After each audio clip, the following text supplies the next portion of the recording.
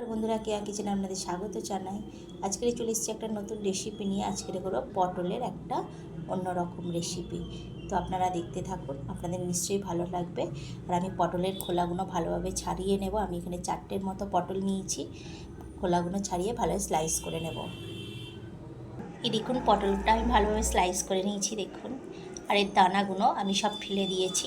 তো এর মধ্যে আমি একে একে সব উপকরণগুলো দিয়ে দেব। একদম সামান্য মতো কালো জিরে দিলাম, একদম সামান্য মতো আমি হলুদ গুঁড়ো দিয়ে দিলাম।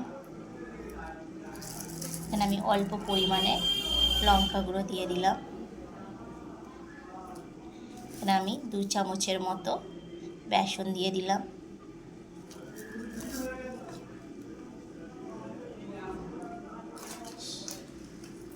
স্বাদ মতো একটু নুন দিয়ে দিলাম।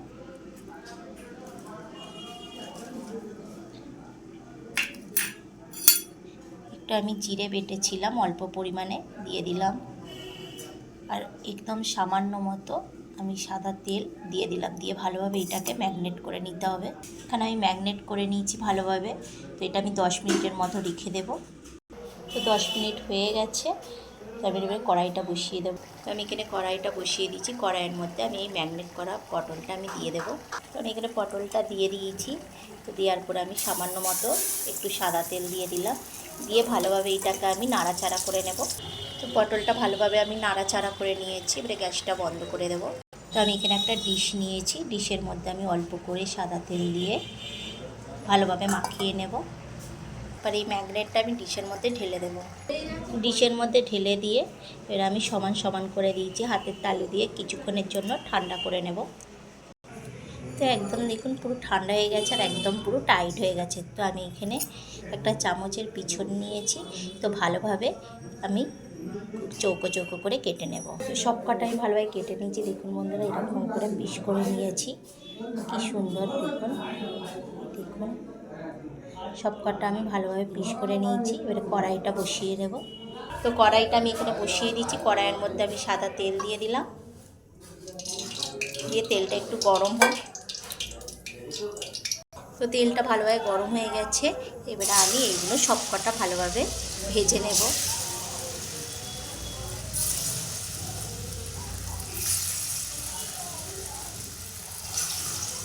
আপনারা চাইলে নাও ভাজতে পারেন, কিন্তু ভেজে নিলে জিনিসটা খুব সুন্দর হয়। আর ভালোভাবে কালারটাও আসে সুন্দর।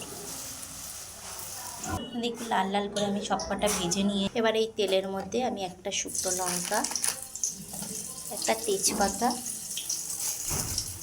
আর অল্প করে একদম গোটা জিরে দিয়ে দিলাম।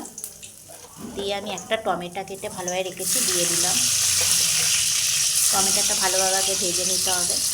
তো এর মধ্যে আমি একদম অল্প পরিমাণে আমি নুন দিয়ে দিলাম। যেহেতু আমি ওতে নুন দিয়েছি ওই জন্য অল্প পরিমাণেই দিলাম। আর আমি আদা বেটেছিলাম, আদাটা দিয়ে দিলাম। দিয়ে ভালোভাবে আদাটা আমি টমেটোর সাথে ভালোভাবে ভেজে নেব। অল্প আঁচেতে ভাজতে হবে, বেশি আবার জোরে আঁচ দিয়ে দিলে মশলাটা পুড়ে যেতে পারে। তো এবারে আমি একে একে অল্প করে লঙ্কা গুঁড়ো দিয়ে দিলাম। হাফ চামচেরও অল্প হলুদ গুঁড়ো দিয়ে দিলাম। দিয়ে ভালোভাবে এটাকে আমি নাড়াচাড়া করে নেব। তো মশলা থেকে ভালোভাবে তেলটা ছেড়ে গেছে। এবারে এর মধ্যে আমি একদম হালকা করে জল দিয়ে দিলাম। দিয়ে আমি কিছুক্ষণের জন্য অল্প আঁচে রেখে দেবো। ভালোভাবে ফুটে গেছে। পরে এর মধ্যে আমি ভেজে রাখা পটলগুলো দিয়ে দিলাম। ভালোভাবে কিছুক্ষণের জন্য রেখে দেব। তো এবারে আমি নামিয়ে নেব। এই দেখুন বন্ধুরা, আমি নামিয়ে নিয়েছি। আর 4টে কাঁচা লঙ্কা আমি ভালোভাবে সাজিয়ে দিয়েছি। তো কেমন হলো অবশ্যই কমেন্ট করে জানাবেন। আর একটা করে লাইক দিয়ে দেবেন। আর অবশ্যই আমার পেজটাকে ফলো করে দেবেন। টাটা বন্ধুরা।